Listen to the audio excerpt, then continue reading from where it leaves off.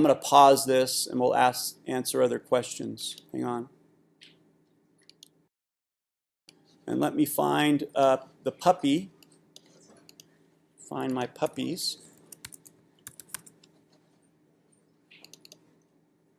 Okay, so I'm going to place this puppy, this grass one in here. Okay, now when you place it, it is at 100%, 100%. It's got a horizontal and a vertical width. So it's placed at 100%. So the command that I was using, let me get rid of this window here. The command that I was using was Shift, Command, grab a corner, and then it proportionally sizes your photo. It does it proportionally. Now, you can also size it. Let me just see if I can. There you go. The other mistake that people, I don't even remember the command, but the other option is you can just hold down the command key and then see how it squishes the photo, but then the photo's the right size. I want it to be the actual box, but the photo's been squished. So in order to correct that, I would go up here, or another way to transform photos is up here in the fitting. So now I would say fill frame proportionally, and that it will fix the proportions. See? And now I can crop it by clicking on this arrow here, the direct selection tool, and notice when I roll over it, it becomes a hand, and now I can move what's in there. I can also use the arrow key. So let's say I was just trying to fit these puppies in here in a square photo, that would do it. So I'll go back up here and hit Object again and go down to Fitting, and I could say Fill Content Proportionally and see how it goes back to like its original shape. And now I would have to say, okay, well, this is the size it's going to be, and this is the size it's going to be, because these are the blue lines which indicate the actual holder, or what the photo is being held in. I don't remember the correct term for that. But so the bottom line here is just go here and go into Fitting, and then see, I can say Fit Frame to Content or Fit Content to Frame. And that would be like, let's say, now I'm going to go like this. I'm going to move the frame out here, and now I would fill it. Content, Fitting, Fit Content to Frame, and now it'll be skiwampus. See how it's squished? And then I can come up here and I can do Fit Frame to Content. Well, now I've already done it that size. Anyways, so that's how you will fix it. Okay, now then there was let me pause this here. It's Shift Command, select all, Shift Command, greater than or less than to size it, and then we can kern it with this box right here.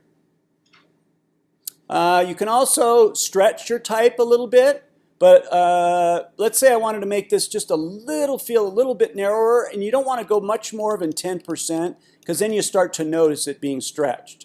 So I'm at 12%, and that's about, it starts to look condensed, too condensed. But that's a way to cheat a little bit if you don't have a font that's super condensed, or vice versa. Okay, so I'm going to bring the type to front, first of all, because I believe it needs to be front, arrange, bring to front, so we can see it. There we go. Okay, and then we're going to click on the puppy who's already cut out.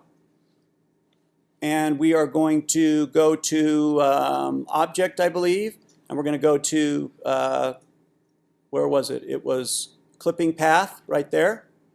And we're going to go to Options, and this gives it the little clipping paths around it. So I'll hit Preview, and I will go to Detect Edges, and there we go. And that's our clipping path. And I might reduce the threshold. This threshold here to have fewer points to the clipping path, because there we go. Okay, and then we are going to now go into, let me hit OK there, and now I'm going to go into Window, text wrap. And we are going to choose a wrap here.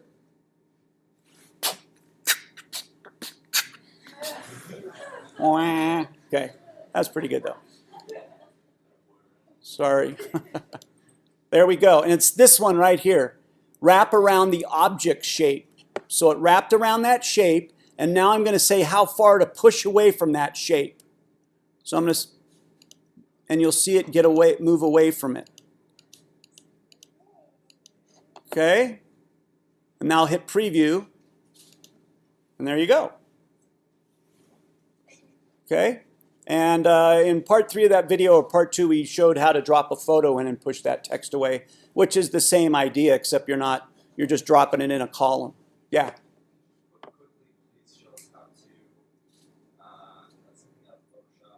Yeah, let's do that. Like, I was trying to do it. Yeah, It would get around my object, but I didn't know how to like. Yeah, and I even had. Let me. And so we take the selection tool, and we might mess with the size of it, etc. But we just kind of go around the edges, and that's selecting pretty darn good. Up, then we lost it in through here. So I would click on the negative right here and take this away, take that away, take that away, take that. Now I'm kind of choosing, and see I have to go in here and adjust it again. So this is a difficult one to mess with. And maybe I've got the defaults to, there we go. Saying I want to subtract here, and there we go. Now we're getting there. Okay, so now that's kind of, this is a problem over here, but I'm not going to worry about it right now, okay? I'd have to zoom in and subtract that.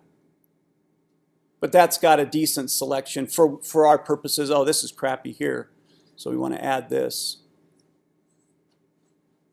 Back to add. There we go. Now we zoom in, and she spends a long time zooming in.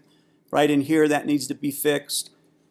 But for our purposes right now, if we were dealing with something that wasn't so difficult, then we would go up to refine edges. And we choose, this is just choosing the way we like to look at it. Doesn't do anything, it's just the way we like to look at it. And then we might smooth it a little bit. We might feather it a little bit. And then we would shift the edges out or in. So in this case, we'd probably shift it out. You do smart radius and then drag that to probably like 2 or 3. Yeah, is that a good idea? Right in here.